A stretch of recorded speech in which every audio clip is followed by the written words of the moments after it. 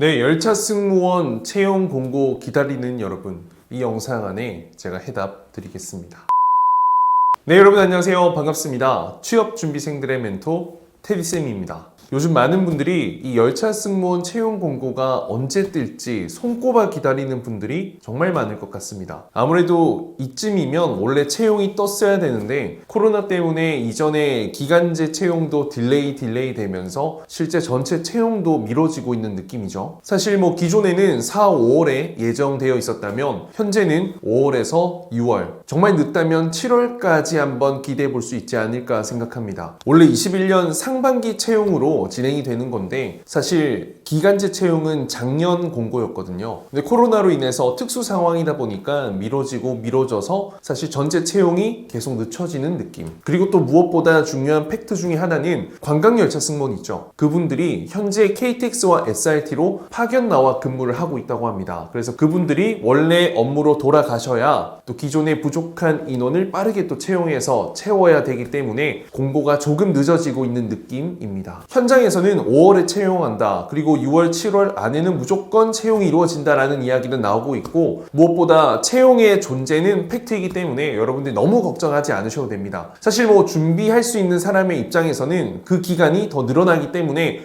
불안할 수 있겠지만 내가 열심히 준비하고 정말 체계적으로 무언가 하고 있다면 이건 기회죠. 고마운 겁니다. 땡큐. 그래서 채용 공고는 우리가 조금만 더 열심히 준비하면서 기다리면 좋은 기회가 올 거다. 그 기회, 합격의 기회로 만들어라. 그리고 이번에 제가 한 가지 정보를 알게 됐는데 최종 합격한 친구들 있죠. 이 기간제. 이번에 휴직 대체 채용에서 최종 합격한 분들의 약 한 20% 정도? 많게는 30% 가까이 기존의 계약직으로 근무하고 있는 열차 승무원 분들이 많았다고 합니다. 아무래도 올 7월에 계약 만료를 앞두고 있기 때문에 그동안 업무에 익숙하기도 하고 어느 정도 인사고과 주변인들의 평가 그리고 그동안 보여줬던 성실함 이런 부분이 로열티로 이어가고 어떻게 보면 채용에서 가산점으로 암묵적으로 혹은 이렇게 좀 연결이 되어서 실제 합격생들이 많이 포진되어 있지 않을까 생각합니다. 그리고 무엇보다 요즘에는 항공사 승무원 출신 분들도 많이 넘어오고 있는 추세죠. 국내든 외항이든. 그렇기 때문에 기존의 어떤 경력이 없이 지원하는 분들은 아무래도 서비스 마인드, 실무 역량을 이 면접 시간 내에서 반드시 어필하고 무언가 열차에 들어가서 근무를 하는 걸 상상해 봤을 때 뭔가 그려져야 돼요. 정말 잘하는 모습을 면접 시간 동안 증명해내야 한다. 반드시. 그리고 원큐 패스 그 열차 객실 승무원 책 있죠. 강의랑 그 부분에 대한 짧은 코멘트 좀 드리려고 합니다. 우선 다락원에서 출판을 했고 실제 코레일 관광개발 이 객실 교육팀장님께서 직접